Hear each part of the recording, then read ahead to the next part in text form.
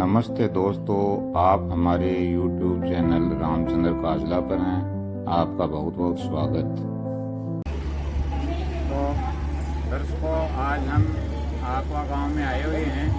पाकिस्तान के साथ भारत का 1971 में युद्ध हुआ था, जिसमें श्री रेखाराम जी दर्शनिया शहीद हो गए थे।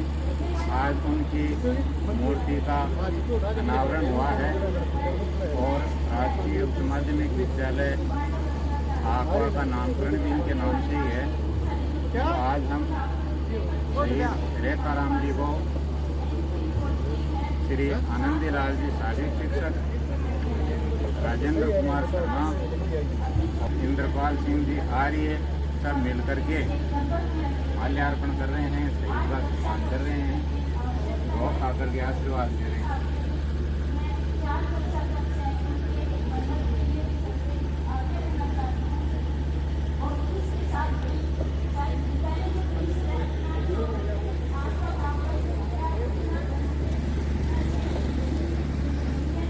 जय हिंद। जय हिंद। हिमांशु काजला के द्वारा भी शहीद को माल्यार्पण कर स्वागत आशीर्वाद लिया जा रहा है। इस अवसर पर मंच पर उपस्थित वक्ताओं के भाषण के प्रमुख अंश जो मुगलों ने निर्माण करवाया था, उस किले में उन 9 साल और 11 साल के बच्चों को दीवार में चिन दिया गया था। 7 फुट चौड़ी दीवार है। मैंने स्वयं जाकर के उस मार्ग को देखा है और ये पखवाड़ा ही शहीदों का पखवाड़ा है। 17 दिसंबर को अमर शहीद रोशन सिंह और राजेंद्र सिंह लाहिड़ी, उनको फैजाबाद की जेल में फांसी पर चढ़ाया और 19 दिसंबर को रामप्रसाद बिस्मिल और अशफाक उल्लाह को लखनऊ की जेल में फांसी पर चढ़ाया। 23 दिसंबर को दिल्ली में स्वामी श्रद्धानंद को गोलियां मारी और 23 दिसंबर ही चौधरी चरण पुण्यतिथि। 25 दिसंबर महाराजा सूरजमल का बलिदान दिवस है और अटल बिहारी वाजपेयी का जन्मदिन है। और आज का जो 26 तारीख है, आज के दिन ही उन दोनों बच्चों को दीवार में चुनवाया गया था। आज ऐसे मौके पर जब ये शहीदों की श्रृंखला का पखवाड़ा है, एक ऐसे व्यक्तित्व की मूर्ति का निर्माण किया जिन्होंने 1971 की लड़ाई में पंजाब के बॉर्डर पर ननकाना साहब के पास जो चौकी थी, वह अपना बलिदान दिया। मैं 71 की लड़ाई का साक्षी हूं। हम एनसीसी में थे और एनसीसी कैडेट के नाते सैनिकों को उस समय नियम बना दिया गया था कि युद्ध के समय में आपको किसी प्राइवेट व्यक्ति से पानी भी नहीं लेना है। तो हमारी एनसीसी कैडेट्स की ड्यूटी लगी थी। अंबाला रेलवे स्टेशन पर हमारी ड्यूटी थी। हम सैनिकों को भोजन उपलब्ध कराते थे और कितनी सारी गाड़ियां अंबाला से जो पंजाब का बॉर्डर है वो केवल 200 किलोमीटर है। वहां जिस प्रकार का युद्ध हुआ, वो बहुत खतरनाक लड़ाई थी।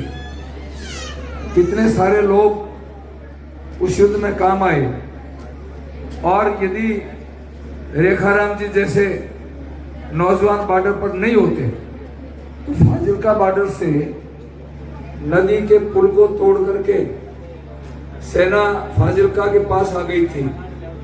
वहां जाट रेजिमेंट ने मोर्चा संभाला। कर्नल साहब यहाँ उपस्थित हैं और नौजवानों ने खुद ग्रेनेड हाथ में ले लेकर के टैंकों के नीचे जा करके उन टैंकों को ध्वस्त किया। तब जाकर के हमारा देश बचा था। इसलिए मैं निवेदन करूंगा, हम यहाँ जो सुरक्षित बैठे हैं, अभी आपने देखा जब ये पिछले दिनों ऑपरेशन सिंदूर हुआ हमारे पुलवामा में जो लोग मारे गए थे, घाटी में जो लोग मारे गए थे, उनका बदला हमारी सरकार ने लिया।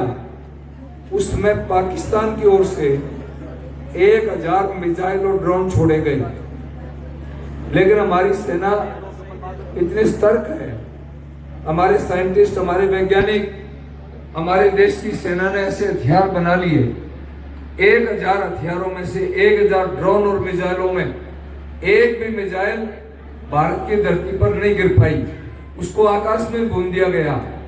ये हमारी सेना का एक उन नौजवानों की सतर्कता, नहीं तो आप अनुमान लगा सकते हैं कि अगर 2-4 मिसाइल भी गिर जाती तो कितनी बड़ी जनहानि हो सकती थी। हमारी सेना ने पाकिस्तान के उग्रवादियों के ऊपर कैसे उगाड़ दिए, वहां की हवाई पट्टी को उड़ाया, वहां के एयरपोर्ट को निशाना बनाया, वहां के उग्रवादियों को निशाना बनाया। इसलिए आज भी हमारी सेना पूरी दुनिया में बड़ी ताकतवर सेना मानी जाती है। यहाँ हमारे सैनिक साथी आए हुए हैं, बहुत सारे रिटायर्ड फौजी बैठे हैं, मैं उनको सैल्यूट करता हूँ कि आपके बदौलत ही हम सुख चैन से बैठते हैं। अगर आप सीना पर खड़े होकर के सीना तान करके अपनी बलिदान नहीं दें तो हम बैठ नहीं सकते, ये देश सुख रह नहीं सकता।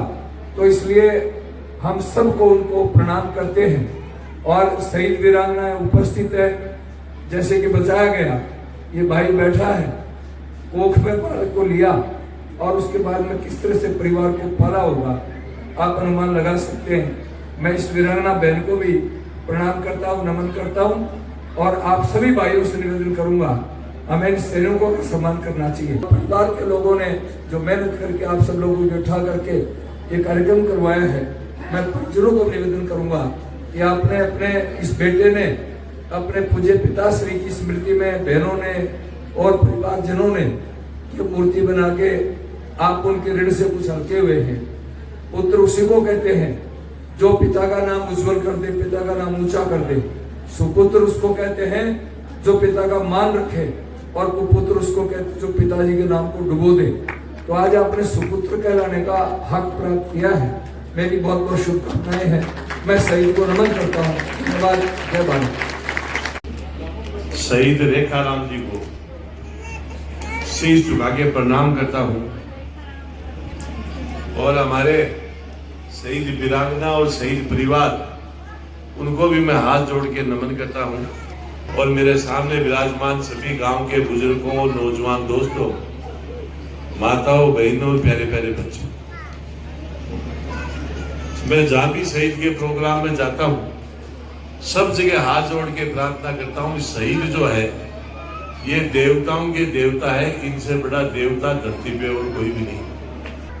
इन्होंने देश के लिए जान न्यौछावर की, इसलिए मैं सबको हाथ जोड़ के प्रार्थना करता हूँ कि इनसे बड़ा कोई देवता नहीं है। देवताओं के रूप में पूजना, मानना, जात जरूला उतारना, उसी गमे में याद करना, इस देश में रहने वाले 36 बिरादरी के लोगों की जिम्मेदारी। ऐसा नहीं है कि इनकी जाति की है, इनके परिवार की है। इन्होंने कोई परिवार के लिए, जाति के लिए, गांव के लिए शहीद नहीं हुए, देश के लिए शहीद हुए। इसलिए देश में रहने वाले 36 बिरादरी के लोगों का दायित्व है, जिम्मेदारी है कि इनको देवताओं के रूप में पूजे, माने, जात जरूर होता है। जब तक इन शहीदों को अपने धर्म के साथ नहीं जोड़ेंगे, ना तो इस देश का भला हो सकता, ना आपका और हमारा भला हो सकता। इनको धर्म के साथ जोड़ना, जात जरूर उतारना, खुशी की में याद करना, ये अपना सबका कर्तव्य है। अरे ये मूर्ति की जो प्राण प्रतिष्ठा अपन करते थे, ये मंदिरों में जो मूर्तियां लगाई हुई है, उनके क्यों जाते हैं, क्यों लोग लगाते हैं? प्राण प्रतिष्ठा करने के बाद उसमें एक जान डाल देते हैं। तो इनकी प्राण प्रतिष्ठा हो गई। शहीद कभी भी मरता नहीं है, हमेशा जिंदा रहेंगे, लोगों को आशीर्वाद देते रहेंगे, भगवान के रूप में हमेशा काम करेंगे। इसलिए मैं सबको कहता हूं कि इनसे बड़ा कोई देवता नहीं है। देवताओं के रूप में मानना, शहीद की मूर्ति कहीं भी लगी हुई हो, और यदि अपना उधर से गुजरना हो तो शीश झुका के वहां प्रणाम करना चाहिए। परीक्षा का समय है, सब माँ बाप की जिम्मेदारी कि अपने बच्चों को कहे, बेटा सबसे पहले नहा धो के और शहीद की मूर्ति के वहां भोग लगाना, और बाद में अंदर परीक्षा देने के लिए चढ़ा। आजकल के बच्चे बहुत बढ़िया नंबर ले रहे हैं, सबको पता है, लेकिन ये भी सबको पता है कि धीरे धीरे अपने संस्कार भी खोते जा रहे। जो बच्चा आकर के शहीद के ढोक लगाएगा उसका अंदर से ये हृदय परिवर्तन हो। आपका एक प्रयास तो उस प्रकार का प्रयास भी अपन को करना चाहिए, बच्चों को संस्कार भी अच्छे मिले, ये प्रयास सबको करना चाहिए। इसके साथ साथ में सारे गांव के मौजूद लोग बैठे हैं, सरपंच साहब भी बैठे हैं और भी सब। एक प्रार्थना कर रहा हूं आप कि जब भी एक दरी पे बैठ के आपको तय करना चाहिए कि हमारे गांव से कभी भी कोई बारात चले तो सबसे पहले दूल्हा यहाँ शहीद के ढोक लगाएगा और उसके बाद में यहाँ सब।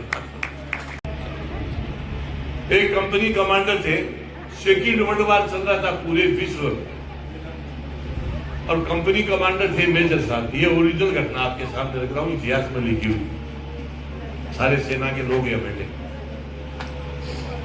और वो कोई तोपे लेकर के गई मोर्चे पे जाना था, तो युद्ध चल रहा था, पूरे विश्व में चल रहा था। तो वो रोड जा रहे थे, उस जमाने में ऐसे साधन होते थे। तो एक छोटा पुड़िया था, उसके ऊपर से गुजरना था उनको। तो पुड़िया के पास पहुंचे तो वो पुड़िया चाइना वालों ने पहले ही मिसाइल से उड़ा दिया। तो मेजर साहब के फंसाया गया कि आगे कैसे जाएंगे, बहुत पीड़ा में। पास में गांव था, बड़ा गांव वालों को करे, गांव वालों साथ दो नहीं तो अपना देश ही खत्म हो जाएगा। तो गांव वालों का हम तैयार है, मेजर साहब बताओ क्या करना। अरे बोले इतना समय नहीं है, इधर खड्डा हो गया, इस खड्डे में एक आदमी पे एक आदमी सोते जाओ, जैसे ही खड्डा भरेगा मैं आपके ऊपर से टोपे निकालूंगा, आपको सबको मरना है, शहीद होना है, लेकिन देश बच जाएगा। लाइन लगा के गांव वालों ने खड्डे में सोना स्टार्ट कर दिया। एक बच्चा लाइन में लगा हुआ था, मेजर साहब की नजर पड़ी, तेरी एज क्या है? बोले 13 साल। परिवार में कौन है? बोले मेरी एक माँ है। तो बोले जा तू माँ की सेवा कर, तेरे को नहीं मरने देंगे। वो लड़का दौड़ के अपनी माँ के पास गया और माँ को कहा, माँ आज मैं देश के काम आना चाहता था, लेकिन तेरे कारण से मुझे मौका नहीं। माँ ने कहा, बेटा मैंने क्या किया? उसने बताया कि ऐसे मेरे को कर्नल साहब ने, मेजर साहब ने पूछा कि परिवार में कौन है? तो मैंने कहा माँ है। तो कहा माँ की सेवा। उसकी माँ ने क्या किया वो सुनने वाली बात। उसकी माँ ने उठाया, मुंह में जहर लिया और अपने बेटे को कहा, जा बेटा कह दे तेरे मेजर को, जा देश के लिए काम आ। वो बच्चा भी सही है। योगी वो थे जैसे ये महाराज बेटे बाबा जी, उनको बोलते हैं योगी। और 5 बजे उठते भोगी, भोगी पर बजे का खेर में से ब्याह शादी कर जाए। और 6 बजे बाद में उठे वो रोगी, बिना बीमारी बुलावा की जरूरत थोड़ी पड़े, अपना आप ही आ जाए बीमारी। सूर्य की किरण उगने से पहले आदमी को बिस्तर से उठना जरूरी है, चाहे कोई ज्यादा नींद ना हो तो दिन में सो ले 2 घंटा। लेकिन सूता आदमी पर यदि सूर्य की किरण पड़े तो लेकिन बीमारी लागनी 100% है। इसलिए मैं सबको प्रार्थना करता हूँ थोड़ा सा भी पर सुधार कर ले, चीजों को समझने लग जाए, आयु भी ज्यादा रहे, शरीर भी स्वस्थ रहे। जगह आदमी को सही दिमाग हुए तो देखो बातों भी सही काम करे, झुंझल को नहीं आवे, झाड़ को नहीं आवे, कोई 2 बात दूसरों कहते तो भी सुन ले। आजकल देते को बोली गई तो छोड़ी साइड को मांग रहा है, थप्पड़ देने के लिए पहले लड़ाई की कोई 1 मिनट नुकसान है। इन बातों का भी ध्यान रखना। अब आपको एक लास्ट बात कह करके मेरी बात को विराम देता हूँ। लेह लद्दाख, जो बड़ी लेह लद्दाख एक जगह है कश्मीर में, वहां एक सेना के सिपाही की ड्यूटी थी। तो 4-5 किलोमीटर पहाड़ के ऊपर था, वो डेली नीचे आता था, एक एटीएम लगी, 100 का नोट डाले, दूसरा दिन निकाले। तो नीचे चाय पान की दुकानों में कह फौजी साहब आप डेली 5-6 किलोमीटर से आते हो, 5-10 दिन का एक दिन में निकाल दो, डाल दो। फौजी साहब ने क्या कहा वो सुनने वाली बात। फौजी साहब ने कहा कि ऊपर कोई टेलीफोन मोबाइल नहीं है और नीचे आता हूँ, एटीएम में 100 का नोट डालता हूँ, दूसरे दिन निकालता हूँ तो मेरी धर्मपत्नी बेरो पड़ जाए, मैं आता जिंदो। ऐसी कठिन परिस्थितियों में ये लोग काम करते हैं, तो इनसे बड़ा देवता और कौन हो सकता है। इसलिए मैं सबको कहता हूं कि अब जो जितने भी लोग यहाँ आए, जाने से पहले जिन्होंने धोख लगा ली, आशीर्वाद ले लिया, बहुत अच्छी बात है। और जिन्होंने नहीं लिया, सब शीश झुका के वहां धोख देके आशीर्वाद देके अपने अपने घर जाएंगे। बहुत बहुत धन्यवाद, नमस्कार, राम राम। मैं शहीद रेखा राम जी को नमन करता हूं और उनकी वीरांगना को हाथ जोड़ के नमन करता हूं। सम्मानित मंच, भाइयों बहनों और प्यारे बच्चों, आज मुझे याद आ रहा है कारगिल के शहीद परमवीर चक्र कैप्टन विक्रम बत्रा का कथन, जब वो टाइगर हिल के ऊपर हमला करने जा रहे थे, तब एक पत्रकार ने उनसे पूछा कि आप हमला करने जा रहे हो तो आपके मन में क्या चल रहा है? तो उन्होंने जवाब दिया कि मैं लौट के आऊंगा जरूर, मैं लौट के जरूर आऊंगा, या तो तिरंगा फहरा कर आऊंगा या तिरंगे में लिपट कर आऊंगा। ऐसी है वीरता भारतीय सेना की। भारतीय सेना का एक ही धर्म है, वो है राष्ट्र धर्म, और भारतीय सेना की एक ही जाति है, वो है फौजी। भारतीय सेना राष्ट्रीय एकता की प्रतीक है। कारगिल और उसके बाद की जितने शहीद थे, उनकी तो मूर्तियां थी और उनका परिवार था, उनकी आर्थिक हालत भी अच्छी थी, लेकिन कारगिल के पहले के जो जितने शहीद थे, उनका कईयों का तो गांव में पता भी नहीं था कि वो शहीद है। तो माननीय बहादुर साहब ने फिर तत्कालीन जो मुख्यमंत्री वसुंधरा जी थी, उनको ये बताया कि ये हालात हैं, और उस जमाने के शहीद जब संसाधन कम थे, उनकी शहादत किसी से कम नहीं हो सकती, और मंत्री जी की वजह से ही उन पुराने शहीदों के परिवार के जो ब्लड रिलेशन था, उसको हर परिवार में एक एक नौकरी का ऐलान किया गया, और वो जितनी भी नौकरियों का ऐलान हुआ था, तकरीबन सारी नौकरियां लग भी चुकी हैं। इसके लिए मैं माननीय मंत्री जी को बहुत बहुत धन्यवाद बोलना चाहता हूँ। 98 के पहले के शहीद हैं, उनकी मूर्तियां नहीं हैं, तो उन्होंने अपने पैसे से, राजस्थान में करीब 1150 से शहीद हैं जिनकी मूर्तियां नहीं थी, उन्होंने अपने पैसे से इस सारे राजस्थान में शहीदों की मूर्तियां लगाने का जिम्मा अपने सर पे ले रखा है। और आप देखते होंगे कि हर हफ्ते उनके फेसबुक पेज पे आपको देखने को मिलेगा कि कहीं न कहीं माननीय मंत्री जी मूर्ति अनावरण कर रहे हैं। ऐसा जज्बा, ऐसा समर्पण मैंने तो मेरी जिंदगी में कभी नहीं देखा। जी को नमन करता हूँ, शहीद वीरांगना को नमन करता हूँ, और आप सब लोगों से निवेदन करता हूँ कि आप मेरे साथ भारत माता की जय, भारत माता की जय, भारत माता की जय, भारत माता की जय, वंदे मातरम, वंदे मातरम, वंदे मातरम, जय हिंद, जय भारत।